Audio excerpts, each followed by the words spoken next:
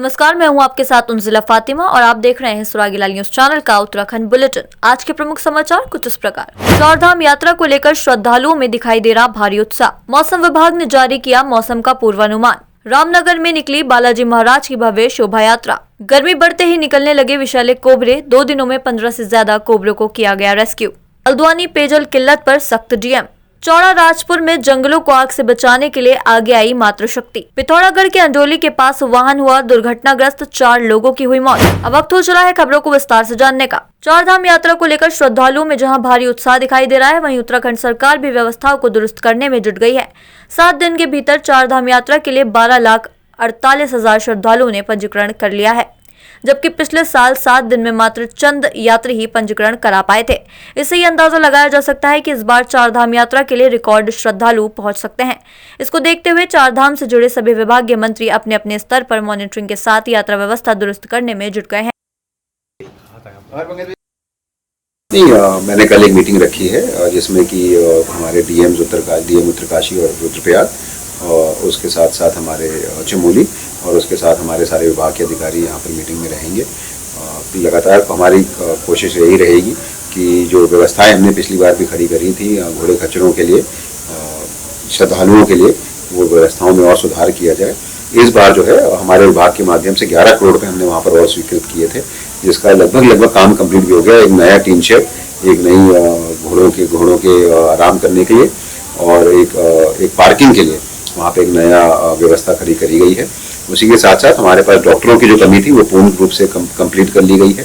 छोटे छोटे कैंप हमने पहले से गांव में आइस लगाने शुरू कर दिए थे, ताकि घोड़ों का रजिस्ट्रेशन में आसानी हो, घोड़ों का मेडिकल चेकअप उसी गांव में हो जाए और कहीं पे भी ऐसा स्थिति पैदा ना हो कि कोई चोटिल घोड़ा या बीमार घोड़ा या कमजोर घोड़ा जो है वो उस यात्रा में रहे और उसकी जान को खतरा बने। तो ये सारी व्यवस्थाएं हमने पूर्ण करी है। 8,000 घोड़ों का लगभग रजिस्ट्रेशन जो कर लिया गया है और 4,000 की हमने लिमिट रखी है प्रतिदिन की, जो घोड़े एक दिन में ऊपर और नीचे जाएंगे, वो 4,000 का हमने लिमिट फिक्स कर रही है सुबह।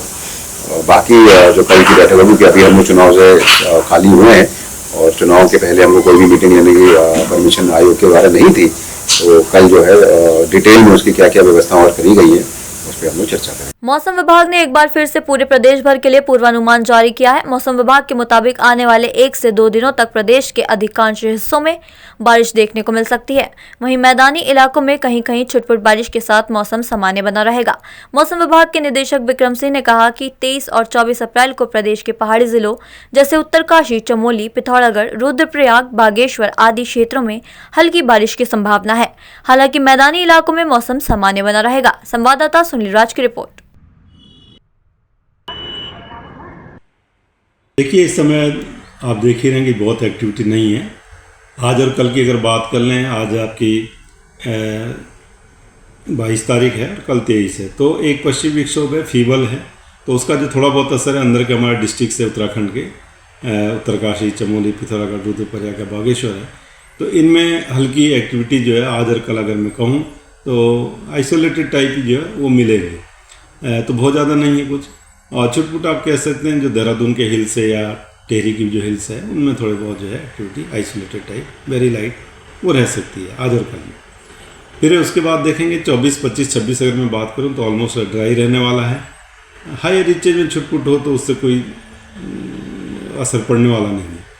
और दूसरी चीज़ देखेंगे, अगर तापमान की भी बात करें तो तापमान हमारे एकदम सामान्य पे इस समय चल रहे हैं, चाहे वो मैदानी क्षेत्र है या आप हिल्स की बात करें। और अभी अगले जो है कहूँगा कि जो 48 घंटे है आज और कल अगर बात करें तो इसमें भी तापमान नहीं बढ़ेगा। 24 तक भी इसमें बढ़ोतरी नहीं दिख रही है, करीब ऐसे ही रहेंगे, आधा 1 डिग्री ऊपर नीचे जो इस समय बने हुए वही रहने वाले 2 से 3 दिन में। लेकिन उसके बाद 25 से लेकर 27 में देखेंगे तो उसमें जो है 2-3 डिग्री तक की बढ़ोतरी होगी। तो आप ये कह सकते हैं जो मैदानी क्षेत्रों में है 25 से लेकर अगर 27 तारीख के आसपास की अगर मैं बात करूँ तो इसमें टेम्परेचर 36 से लेकर 38 तक जो है, 38 तक जो है मैदानी क्षेत्रों में जाएंगे।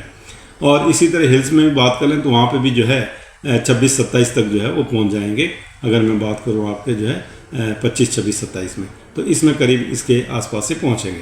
तो कहीं ना कहीं ऑलरेडी ड्राई चल रहा है, थोड़े टेम्परेचर भी 2 दिन तो नहीं बढ़ोतरी, लेकिन उसके बाद बढ़ रहे हैं। तो जो भी फॉरेस्ट फायर इवेंट है उसमें कुछ रिलीफ नहीं मिलने वाला है, बल्कि और उसके लिए फेवरेबल हो रहा है। 24-25 के बाद जो है जो टेम्परेचर है और थोड़े बढ़ रहे हैं। लेकिन उसके बाद 27 से दिख रहा है कि कुछ एक्टिविटी मिलनी शुरू हो जाएगी। हालांकि पहले वो अंदर के डिस्ट्रिक्ट में दिख रही हैं, लेकिन जब 28-29 में जाएंगे तो दिख रहा है कि जो अच्छी एक्टिविटी पूरे प्रदेश में मिलनी चाहिए। हालांकि थोड़े बहुत चेंजेज आ जाते हैं, अभी 6-7 दिन उसके लिए रहे हुए हैं तो, लेकिन फिर भी जो सिस्टम अभी दिख रहा है तो उससे लग रहा है कि एक्टिविटी उस समय जो है, अगर 28-29 की मैं बात करूं तो उस समय मिल जानी चाहिए पूरे प्रदेश में।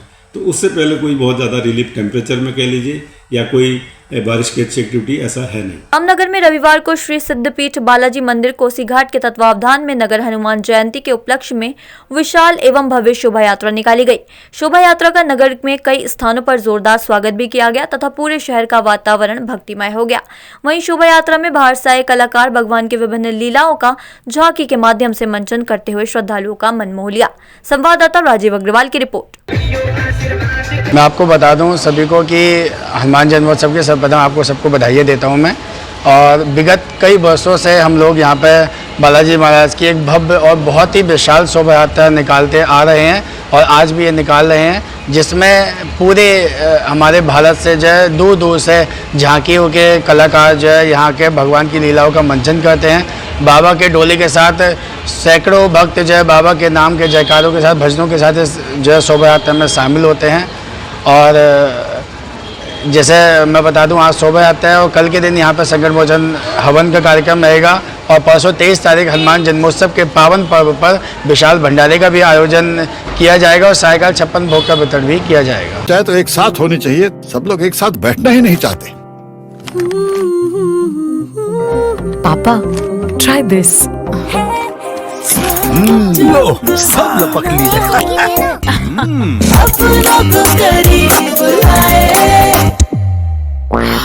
ये क्या हाल कर दिया है रूम का? बस कल से चाय मेरे रूम में। देवर पान नमकीन। विश्व प्रसिद्ध जिम कॉर्बेट नेशनल पार्क में अनेकों वन्य जीवों के दीदार के लिए हर वर्ष लाखों की तादाद में पर्यटक देश विदेश से कॉर्बेट पार्क पहुंचते हैं। वहीं जैसे जैसे अब गर्मी बढ़ने लगी है, कॉर्बेट पार्क से सटे ग्रामीण क्षेत्रों में आबादी वाले इलाकों में सांपों का निकलना शुरू हो गया है। वहीं ग्रामीण इन सांपों को आबादी या अपने घरों में देखकर इन्हें ना मारे, इसके लिए रामनगर की save the snake and welfare society पिछले कई वर्षों से क्षेत्र में काम कर रही है। गर्मी बढ़ने के साथ ही पिछले 2 दिनों में कॉर्बेट पार्क से सटे ग्रामीण क्षेत्र ढेला, सावलदे, ढिकली, रामनगर आदि क्षेत्रों में 2 दिनों में 15 से अधिक कोबरा सांप व किंग कोबरा को समिति के सदस्यों ने अलग अलग क्षेत्र से रेस्क्यू कर वन विभाग की मदद से जंगल में आजाद किया है। संवाददाता राजीव अग्रवाल की रिपोर्ट। चंद्रशेखर कश्यप जी हैं जो ये बड़ा अच्छा काम कर दिए हैं। ये सांपों को रेस्क्यू करके घर मतलब ये वन विभाग की टीम के वन विभाग की मदद से घर से जो रेस्क्यू करके सांपों को जंगल में छोड़ रहा है, लेकिन इनका आज तक कहीं से कहीं का रिकॉर्ड नहीं बना कि ये लोग बड़ा अच्छा काम कर रहे हैं करके। सरकार की तरफ से इनको कोई मदद नहीं मिल पा रही। इनको सरकार की तरफ से मदद मिलनी। दरअसल में गर्मी का मौसम आ गया, सांपों का निकलना प्रारंभ हो गया है और हम लोग तो पहले से आपको पता है सांपों की जान बचाने में लगे रहते हैं और विभाग भी हमारी मदद करता है, इसलिए हम उनका भी धन्यवाद करते हैं। आज हम लोग कम से कम 15 से अधिक विषैले कोबरे सांपों को रेस्क्यू कर 2 दिन के अंदर रेस्क्यू करके और आज जंगल में आजाद किए, जिसमें जहरीला रसल वाइपर भी था काफी हद तक। और ये विषैले जो कोबरे हैं, कोबरे को हमने कई घरों से पकड़ा है, गांव के लोगों से पकड़ा है, घरों में से पकड़ा है और इस समय हमने जंगल में आजाद कर दिया। लास्ट 2 दिन में हमें बहुत सारे केसेस ऐसे मिले थे जहाँ पे जो कोबरा या अन्य स्नेक प्रजाति है वो बाहर आ रहे थे, गांव में आ रहे थे, तो उनको चंद्रशेखर कश्यप और उनकी टीम हमारे हमेशा सहयोग में रहते हैं, हमारे वन विभाग के हमेशा सहयोग में रहते हैं और वन विभाग के साथ मिलकर इसको रेस्क्यू कर इसको सेफली फॉरेस्ट में छोड़ा गया है। तो ऐसे सहयोग हमेशा बना रहे ताकि हम वन्य जीव का भी रेस्क्यू कर सके और उसके साथ साथ जो जनहानि भी ना हो। उधम सिंह नगर के जसपुर कोतवाली क्षेत्र अंतर्गत खेड़ा रोड पप्पू कॉलोनी लपकना नदी नाले में सड़ा गला शव मिलने से क्षेत्र में हड़कंप मच गया। शव मिलने की सूचना पर पुलिस मौके पर पहुंची और शव को कब्जे में लेकर पंचनामा भर पोस्टमार्टम के लिए भेजा। मृतक कामरान जसपुर का निवासी था जो कि नशे का आदी था और कई सालों से बीमार था। वहीं पुलिस मामले की जांच में जुट गई है। संवाददाता दीपक चौहान की रिपोर्ट। हल्द्वानी में गर्मी शुरू होते ही पेयजल किल्लत लगातार बढ़ती चली जा रही है। ऐसे में जिलाधिकारी ने जल संस्थान के अधिकारियों को सख्त निर्देश देते हुए कहा कि पानी की किल्लत को दूर करने के लिए जल संस्थान, जल निगम और विद्युत विभाग आपसी समन्वय के साथ काम करे। जिलाधिकारी वंदना सिंह ने बताया कि जिन इलाकों में पेयजल के पंप सेट खराब हैं, वहां टैंकर के माध्यम से पानी पहुंचाने के निर्देश दिए गए हैं। साथ ही जिन इलाकों के ट्यूबवेल खराब हैं, वहां स्पेयर से पंप या स्टेबलाइजर रखे जाने की व्यवस्था की गई है। संवाददाता दीपक अधिकारी की रिपोर्ट। जो जल संस्थान, जल निगम के संबंधित डिविजन्स हैं, पेयजल की जो किल्लत हो रही है अलग अलग क्षेत्रों में, उन सभी को जो पर्याप्त मात्रा में टैंकर्स वगैरह लगाए जाने के निर्देश दिए हैं। इसके अलावा जहां विभिन्न पंप हाउसेस के ख़राब होने की वजह से दिक्कतें आती हैं पेयजल की पंपिंग में, उसमें स्पेयर मोटर, स्पेयर पंप इत्यादि की व्यवस्था करने के लिए भी निर्देशित किया है। विभाग को कई बार इलेक्ट्रिसिटी की जो सप्लाई है उसके अप एंड डाउन होने की वजह से भी पंपिंग में समस्या आती है, तो विद्युत विभाग के अधिकारियों को भी आज की मीटिंग में हमने निर्देशित किया है कि जल संस्थान और जल निगम के जहाँ जहाँ पंप हाउस है वहाँ समन्वय बनाते हुए अपने ट्रांसफार्मर में पर्याप्त व्यवस्था सुनिश्चित करवाएंगे। को चंपावत जिले के चौड़ा राजपुर के जंगल में अचानक भीषण आग लग गई और देखते ही देखते बांज बुरास का बहुमूल्य जंगल धू धू कर जलने लगा। अपने जंगल को आग से जलता देख गांव की समस्त मातृशक्ति व ग्रामीण जंगल की ओर दौड़े और अपने संसाधनों से आग बुझाने में जुट गए। गाँव के युवा राजेंद्र सिंह ने बताया कि आग जंगल के काफी बड़े भूभाग में लगी थी, पर गाँव की मातृशक्ति ने हिम्मत नहीं हारी और ग्रामीणों के साथ आग बुझाने में जुट गई तथा कई महिलाएं आग बुझाने के दौरान झुलस भी गईं, पर उन्होंने आग बुझाकर ही चैन की सांस ली। संवाददाता लक्ष्मण बिष्ट की रिपोर्ट। उनको अपना भी कुछ ध्यान नहीं है। चाहे तो एक साथ होनी चाहिए, सब लोग एक साथ बैठना ही नहीं चाहते। पापा, ट्राई दिस। लो, सब लपक लिए।